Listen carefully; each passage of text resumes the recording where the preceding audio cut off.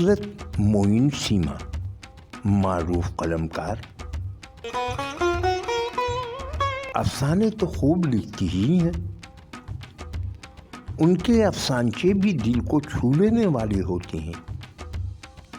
آئیے ان کا نیا افسانچہ سنتے ہیں۔ عنوان ہے فوٹوگرافی۔ میں ایک پیشہ ور فوٹوگرافر ہوں۔ اپنے ڈیجیٹل کیمرے کے کرشماتی نتائج کے عوض ہر ماہ مختلف ٹھیکے پر چند ہزار روپے کما لیتا ہوں۔ فوٹوگرافی کے طویل تجربے کی بدولت کیمرے کے سامنے آنے والی چہروں کی مسکراہٹ اور عام زندگی میں چہروں کی مسکراہٹ کے فرق کو خوب جانتا ہوں۔ زندگی سچ بولے یا جھوٹ، لیکن کیمرے کی آنکھ تصویروں کو جھوٹی خوبصورتی سے اس لیے آراستہ کرتی ہے کہ وہ انسانی چہروں پہ آنے والی اصل کربناک مسکراہٹ کا بھرم رکھنا جانتی ہیں، تاکہ انسان کیمرے کی آنکھ میں آنکھیں ڈال کر ڈھٹائی سے جھوٹ کو مسکراتا دیکھ سکے۔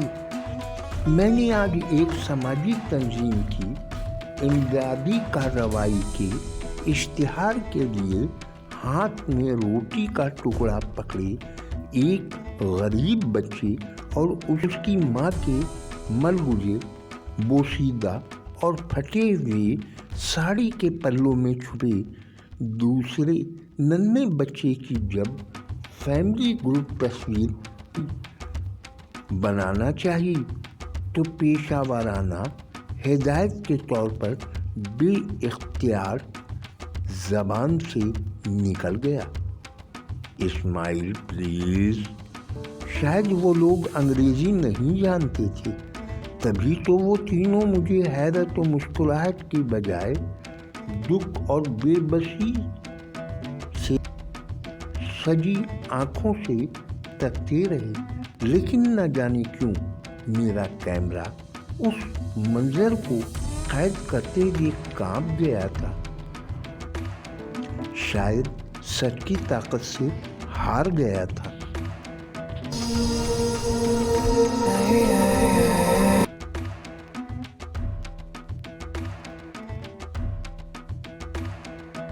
اور اب ہم اسما سحر کا افسانچہ سنتے ہیں۔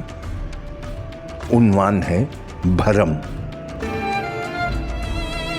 ارے نہیں ساجدہ، تمہیں غلط فہمی ہوئی ہے۔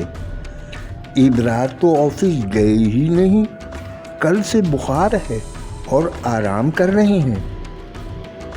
ہاں، واٹس ایپ پر دیکھ لی ہے تصویر۔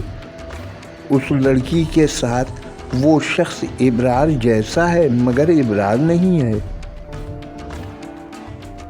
میں ابھی ہی تو تمہارا فون سننے ان کے کمرے سے نکلی ہوں۔ اچھا یار، اب اجازت، اللہ حافظ۔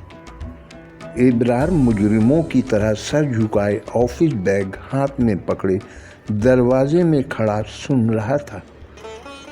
ارے آ گئے آپ، بہت تھکے ہوئے لگ رہے ہیں، آپ فریش ہو جائیں، میں چائے بنا کر لاتی ہوں۔